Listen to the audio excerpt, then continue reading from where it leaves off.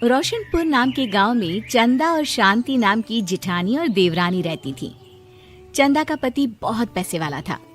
उनके पास किसी भी चीज की कोई कमी नहीं थी और उसके विपरीत शांति का पति बहुत ही गरीब और नशेड़ी था। शांति चंदा के घर में काम करके अपना घर चलाती थी। भाभी, घर पर खाने के लिए कुछ भी नहीं है। अगर आप थोड़ा खाना दे पाए तो बहुत मेहरबानी होगी। मुझे जो भी पैसे मिलते हैं वो तो आपके देवर नशे में उड़ा देते हैं। ये तुम लोगों का ना रोज रोज का ड्रामा हो गया है। अब देवर जी कमाते नहीं है तो मैं क्या करूं? तुम्हारा पति तो तुम्हारी सारी कमाई दारू में उड़ा देता है। रहने दो भूखा उसे। अरे ऐसे मत बोलिए भाभी, आप तो जानती ही हैं कि वो मन के कितने साफ हैं, पर इस बेरोजगारी के कारण उन्हें दारू पीने की लत लग गई है।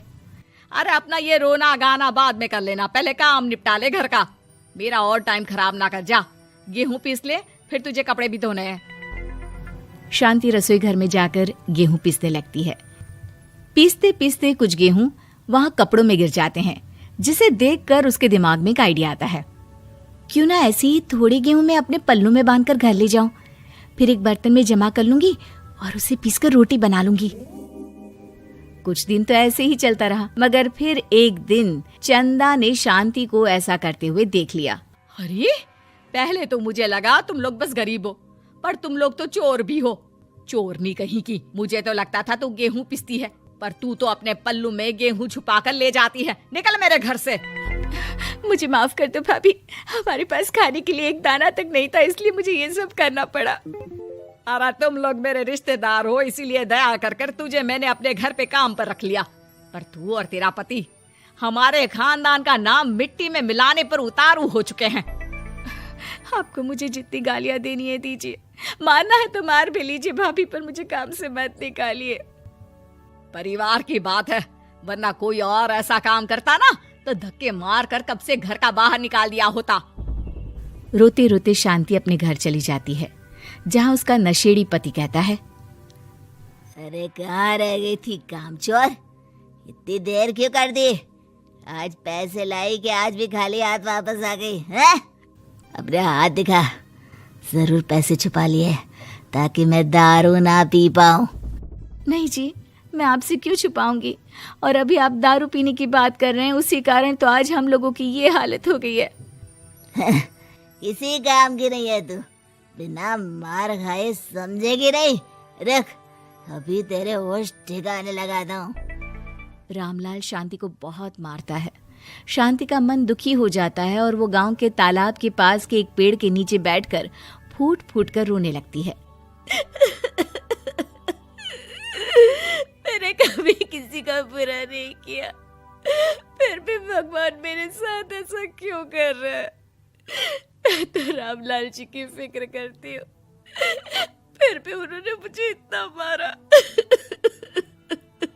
तभी उसे एक आवाज सुनाई देती है, रोने की कोई जरूरत नहीं है बेटी, चिंता क्यों करती हो? ये आवाज कहाँ से आ रही है? शांति अपने आसपास देखती है, उसे कोई नहीं दिखता। वो ऊपर देखती है, जहाँ उसे एक छोटी सी परी दिखती है। आप कौन है? आप तो कोई परी लगती हैं। हाँ बेटी, मैं इसी पेड़ पर रहती हूँ। मैंने तुम्हारी सारी बात सुनी, अब तुम्हें फिक्र करने की कोई जरूरत नहीं। अपनी आंखें बंद करो।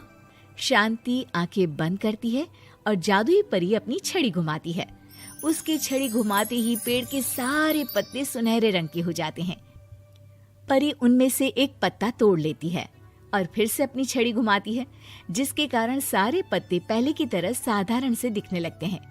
आंखें खोलो बेटा। लो, इस पत्ते को ले जाकर अपने तकिए के नीचे रख देना। ये तो एक साधारण पत्ता है, इससे क्या होगा? ठीक है, अगर आप कहती हैं तो मैं इसे रख लेती हूँ। शांति उस पत्ते को लेकर अपने घर जाती है और अपने कमरे में तकिए के नीचे रखकर सो जाती है। सपने में उसे वही पेड़ वाली जादुई परी दिखाई देती है। बोलो शांति, क्या चाहिए तुम्हें? मैं चाहती हूँ हम बहुत अमीर हो जाए और मेरे पति नशा करना छोड़ दे, उन्हें कोई काम भी मिल जाए।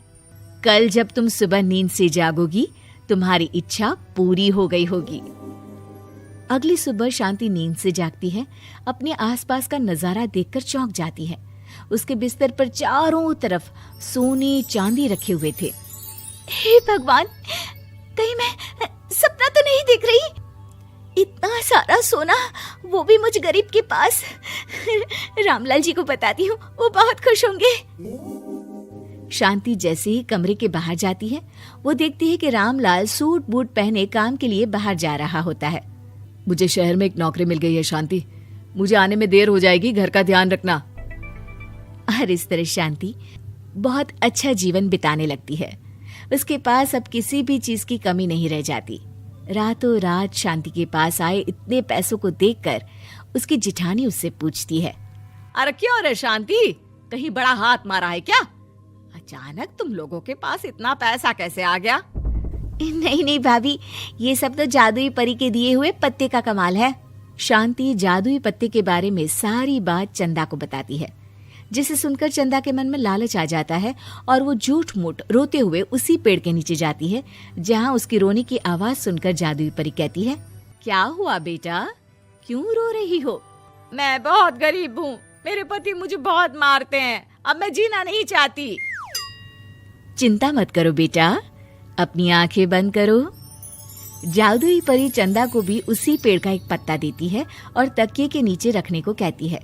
चंदा उस पत्ते को लाकर अपने तकिए के नीचे रख लेती है और अगली सुबह जब उठती है तो उसके कमरे में चारों तरफ सांप बिच्छू रहते हैं। अरे बचाओ बचाओ, कोई मुझे बचाओ, ये कैसा पत्ता है जिसे लाने के बाद उस गरीब शांति के पास तो इतना सारा सोना आ गया, और मेरे चारों तरफ ये सांप बिच्छू, अरे कोई बचाओ। चंदा अपनी जान बचाती हुई शांति के पास जाती है। चलिए भाभी, मुझे लगता है आपके घर में सांप बिच्छू को बस जादुई परी ही हटा सकती है।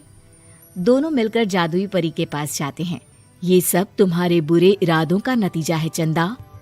तुम झूठ मूठ बस पैसे के लालच के कारण यहाँ आकर रो रही थी, इसीलिए तुम्हें जादुई पत्ते ने उसकी सजा दी।